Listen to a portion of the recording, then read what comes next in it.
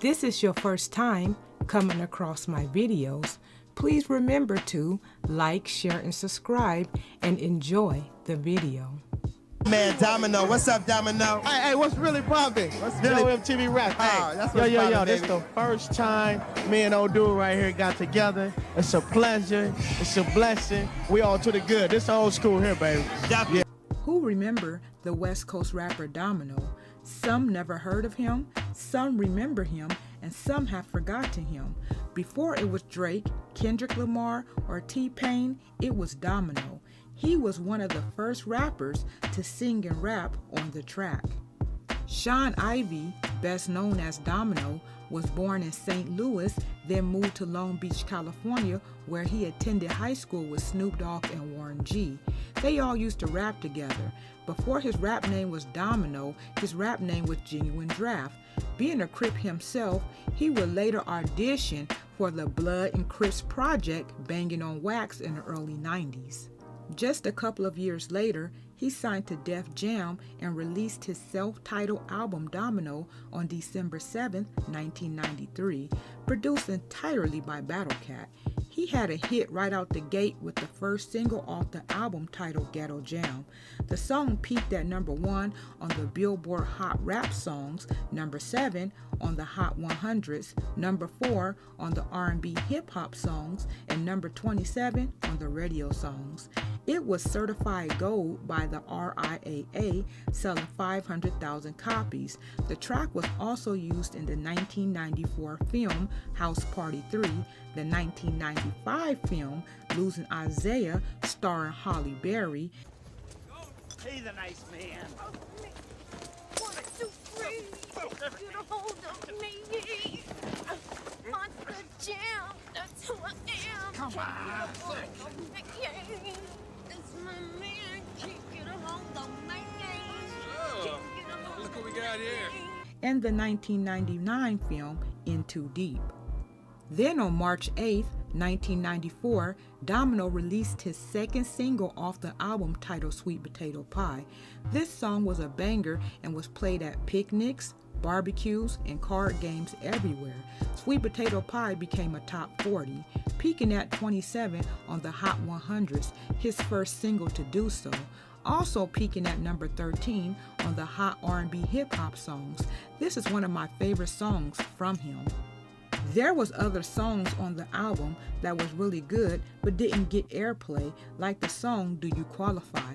This song showcased more of his singing vocal skills while still rapping on it. The beat was jazzy, and when I hear this song, it reminds me of Kendrick Lamar's song You Ain't Got to Lie from To Pimp a Butterfly album. To Pimp a Butterfly is one of my favorite albums because it reminds me so much of this album with the storytelling lyrics and the jazz beats. You can definitely hear Domino influence on Kendrick's album. As Domino's songs and videos were starting to take off, having radio success, and the videos were in heavy rotation on MTV and BET, it was another up-and-coming young rapper that just exploded on the scenes, and his name was Snoop Dogg. Coming off one of the biggest rap albums of 1992 and 1993, titled The Chronic, and also being Dr. Dre's protege, Snoop Dogg was about to take over the game and make it very competitive for every rapper out at that time. Even though this album had commercial success, peaking at 39 on the Billboard charts and number 10 on the R&B hip hop charts while still being gold, the album would also get overshadowed by Snoop Dogg album Doggy Style. Mind y'all, his album was released after Snoop Dogg dropped his album. A small introduction to me, but you know what I'm saying, just a small glimpse of what I am, what I stand for, and what I'm about, and what y'all can look forward on to, and my shit. Check it out, y'all definitely got to look out for a Snoop Doggy Dogg album because I'm putting a lot of work into this. It's gonna be the bomb, it's gonna be major. It still did well and was critically and commercially well received. On September 5th, 1995, Domino released a single titled Tales from the Hood from the horror film Tales from the Hood soundtrack. The song was the only charting single from the gold certified soundtrack, making it to the Billboard R&B and rap charts. A promotional video was released that showed Domino performing the song in the club with cameo appearances from Old Dirty Bastard, MC8, and others. He went back to the studio to record his second album titled Physical Funk, released on April 2nd, 1996. The second single he released from the album titled Physical Funk peaked at 87 on the Billboard charts, and the video going #1 on MTV. The single So Fly made it to #7 on the hip-hop rap songs, but the album failed to reach the success of the first album. In 1996, Domino also appeared on the Red Hot Organization CD, America is Dying Slowly, with Fat Joe, Biz Markie, and Wu-Tang. The CD was to raise awareness for the AIDS epidemic among African American men. He released his third album, The World of Dominology, in 1997, but this album failed to chart. After the third album, he started to fade from the airwaves. He dropped 6 more albums, with all of them having little to no success on the charts or radio. Domino did perform on many other soundtracks, like The Show, Clueless, Blank Man, and Spooky House. So what happened to Domino? Why did he fade from radio? I personally think it was because he was compared to Snoop. Even if you sound different, if people hear any similarities, even if they're small, they're going to go with the more popular or bigger artist. The only thing I hear on the 2 rappers' albums that might sound a little alike are the beats, because at some point, Battle Cat produced on both of their albums at some point in their careers, but their first albums sound nothing alike, and this was around the time when people started to compare the 2 artists. Between 1993 and 1996, Snoop was the mega star on the West Coast, and they both was West Coast artists, so Snoop overshadowed him and other West Coast artists at the time. People don't want 2 of the same artists. What's the point? They're going to go with the bigger artists. For example, Chloe Bailey is compared to Beyonce and is called the knockoff version of her. And because of that, people don't give her a chance. They just brush her off as the girl trying to be Beyonce. The music she makes doesn't sound anything like Beyonce's.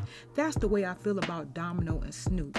I believe it was room for both artists. I like Snoop and Domino equally, plus they sound nothing alike in my opinion. I personally love Domino's singing voice. Don't get it twisted. He can definitely rap as well. He had that silky laid-back flow when he sing, kind of like Nate Dogg.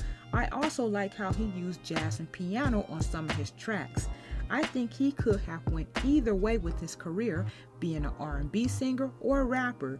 People know he can sing from listening from his hits, Ghetto Jam or Sweet Potato Pie, but if you listen to his full albums, he has songs that displays his full singing abilities. Thanks to Domino's influence, Def Jam West Division ascended to new heights after being on the verge of bankruptcy, leading to the signing and success of many other West Coast stars like Warren G, Montel Jordan, and YG. Steven Tyler from Aerosmith also said Domino is one of his favorite artists. Domino is definitely a musical influence and was ahead of his time. You can hear his influence on some of your faves' music today, like singing and rapping and adding jazz music to their songs. Domino is now a born-again Christian, releasing new gospel music, and he still performs. His melodic music is timeless, and he'll go down as a West Coast legend. I just wish the industry and fans would have gave his music a chance, because if they would have stopped comparing him to Snoop, he would have been a bigger artist. Despite people pitting the 2 artists against each other, they are really good friends and respect each other's music. If you have a chance to check out Domino music, please do. His music is timeless.